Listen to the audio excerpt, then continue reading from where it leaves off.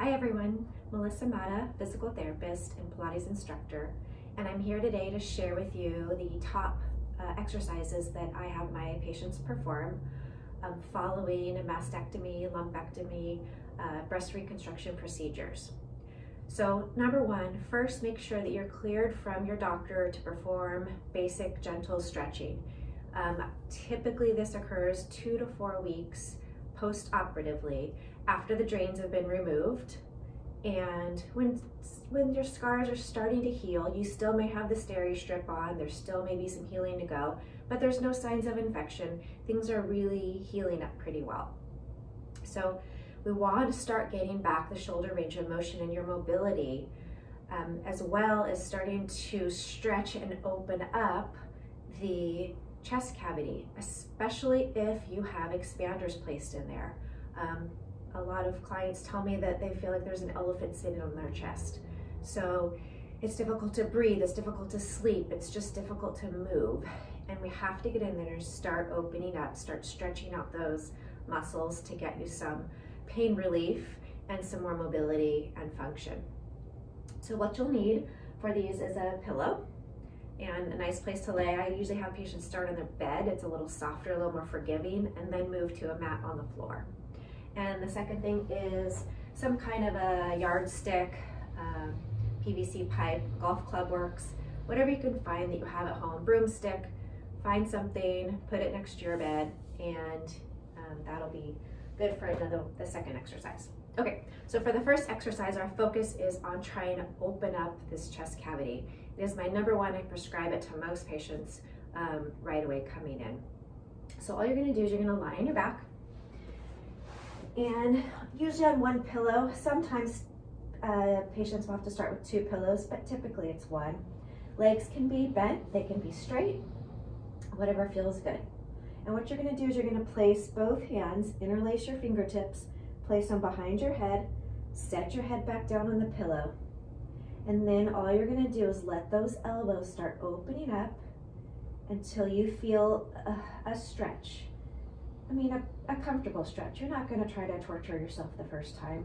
You're just gonna kind of let those muscles see if they can open up. And while you're there, you're gonna do some breathing. So we're gonna inhale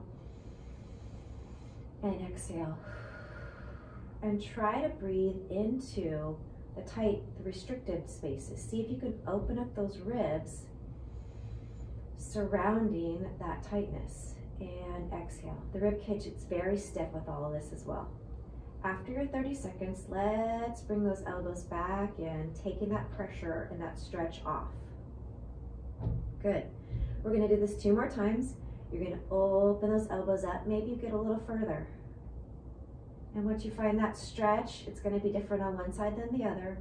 Hold it for 30 seconds, breathing into that tightness. Can you get the ribs to open up front to back, side, side? Breathing, inhale, open up the ribs.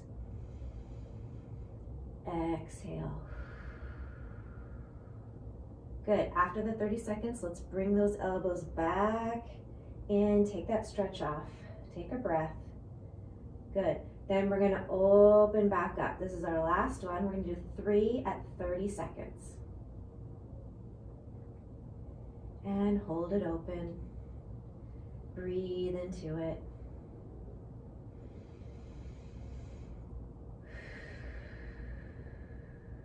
See if you can really just relax. Let those chest muscles open up and relax. And then I'm going to fold those elbows back in at the end of my 30 seconds. And when you feel that that's gotten easy, you're on your bed, you take the pillow away, you do the same thing without the pillow. Now my elbows have more room to go. I can open up even more. Once that gets easy, you can even move to a mat on the floor so that there's even more room and you can really let those chest muscles open up. This one really helps with my clients for sleeping, being able to sleep on your back, on your side, and it is really going to make it feel a lot more comfortable to breathe. So I'm going to take my pillow, I'm going to put it back on for the next stretch. So this time we're gonna get our sticks, our broomsticks, golf club, whatever you find. And we're gonna go back to that same position, laying on your back. Again, knees can be bent, they can be straight, whatever feels good. And what we're gonna do is we're just gonna push that bar up to the sky, and we're gonna stretch the arms back. So this is increasing our shoulder range of motion, which gets really stiff after these surgeries. And bring it back. So what we're gonna do is just go a little farther each time, seeing if we can work it back even more, but listen to your body, see what feels good, and bring it back. So our count on this, we're gonna do 10 repetitions, and we're gonna see if we can get to holding it 10 seconds back there. Sometimes at first, 3 or 5 seconds, all you can do, but as you get a little bit more comfortable, things start stretching out a little bit more. You can hold it for a little bit longer and get a little deeper stretch out of it. And maybe you've only had a mastectomy on one side, and so it's just that side that's more stiff. Use your uninfected arm to help guide it, help pull it back, really help stretch a little bit further. Good, maybe now we can hold a little bit longer. Maybe now we could breathe into it too. Maybe we can open up the rib cage there and bring it back up. Let's do one more together. We're gonna bring it back and hold and take a nice inhale into that rib cage and exhale, bring the stick back.